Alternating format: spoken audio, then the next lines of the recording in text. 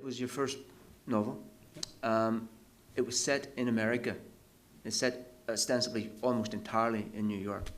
And I have to say, we have two authors here who are both from this part of the world, but who first novel and the majority of your work is set in America. With reading this novel, Limitless, I was struck by just how in tune it was with New York City, with Manhattan in particular, and how you would be hard pushed to think of you as anything other than a novelist from that part of the world. All the minutiae, all the detail, the feeling of the city, particularly during that period. How long did you live there?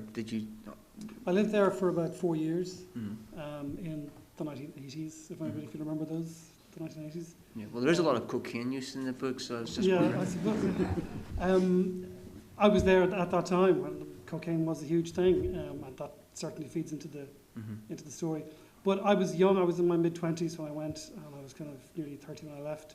So that's obviously a really important kind of time. Your imagination is absorbing all sorts of stuff. And I just loved living there. I had a great time. And it was actually 10 years later, though, that I wrote the book. After I'd left, I went to live in Italy for a few years. And I wrote 2 novels before The Dark Fields, Limitless, which were set in Dublin.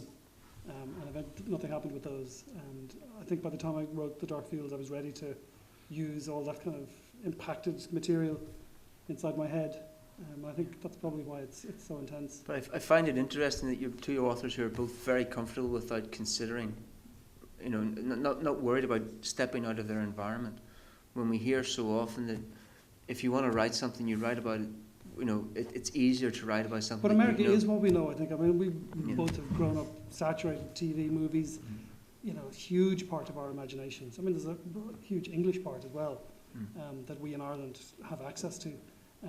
But the American stuff was hugely influential. Like I was reading Chandler and Ross MacDonald and people like those, in your teen years, and all the movies, spaghetti westerns, Chinatown, all those 70s movies. That is a huge part of what makes up your imagination. So we have access to a lot of that stuff. And then having lived there, it just seemed to come quite naturally.